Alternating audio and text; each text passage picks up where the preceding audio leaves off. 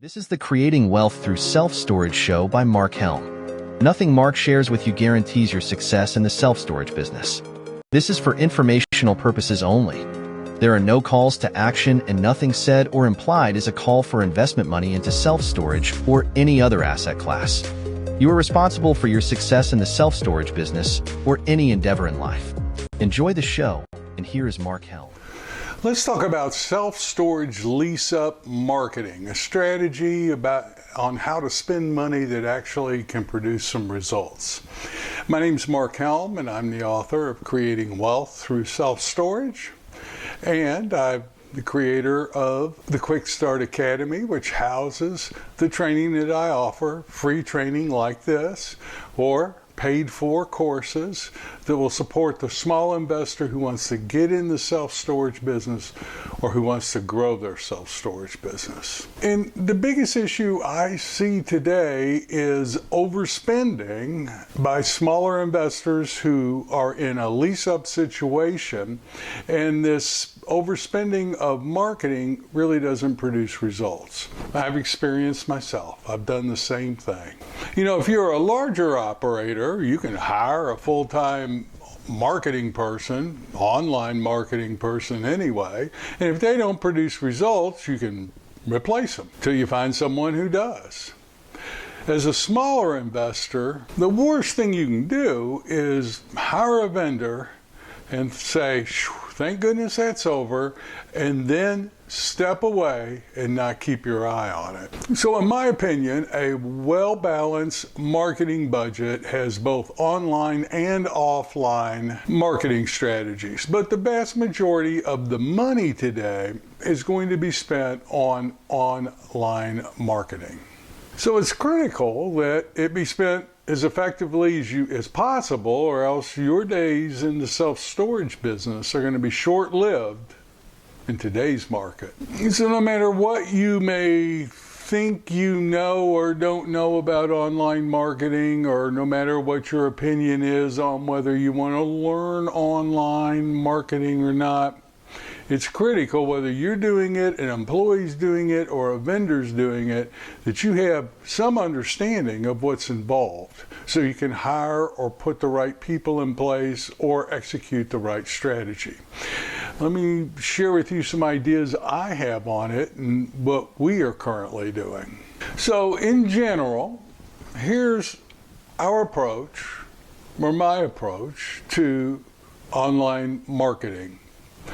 One, first step, whether I'm working with a vendor or an employee or I'm doing it myself, first thing I do is define my goals before I do anything else. Now, usually today our goals are move-ins per month.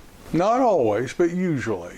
Now, the number of move-ins per month will be a function of our pro forma, what we have in our pro forma for Lease-Up, and I translate that into number of people who move in, what our break-even point is, and when our interest-only period is running out. Now, if I'm working with a vendor, I want to get buy-in from my vendor on what this goal is. If I'm working with an employee or a manager, I want the same thing. You see, I often see vendors and owners not really having the same goal in mind or understanding what each other's goals are. So for a vendor, for example, might be measuring or determining their success by number of conversions, and what they call a conversion is not a move-in, but somebody who clicks and goes to a website. Very often the vendors may say, or the marketing people may say, well, I have no control over how good or not good that website is. All I can do is get people to that website. And for an owner, very often I've seen owners' goal really being money per month. Nothing wrong with that, but you can't hold the vendor responsible for the money. The vendor has no control over what the rental rates are, what type of concessions need to be given out. So I find it critical, the very first thing, even before we do a budget, is what are our goals, and we get buy-in and alignment on what the goals are. Number one. Number two, then, based on what those goals are, we design a marketing budget. Now, as I'm writing this or recording this today, it's hard for me to tell you what's a good marketing budget because a lot depends on what market you're in, how big your facility is, how many units you have to lease up, whether there's REITs or sophisticated people in your trade area that you're competing against. There's a lot of variables that go into what a marketing budget should be. But we sit down with our vendor, our employee, and actually begin to design a budget. I want to get buy-in from the vendor that this budget will achieve the goal or has a good shot of achieving the goal. And I don't always start spending that budget all at once. We'll talk about that in a minute, but we usually start spending cautiously, find out what's working, then we scale. And here are the things that should be included in your budget, most likely. 1, SEO, search engine optimization. And that's both organic and paid for. So you show up primarily in Google, but you show up when people are searching for storage in that trade area. Number 2, pay per click. That's usually Google, and it's based on keyword searches so that when certain keywords are entered, you show up. Your facility shows up. Depending on what market you're in, that's usually a bid-based format with Google, you usually have a monthly budget for that. Social media content. You've got to have good social media content that people in your trade area will see and that distinguishes you. Remember last week, your unique selling propositions distinguishes your facility from your competitions. Now, you can do that yourself and not pay for it, or pay for it.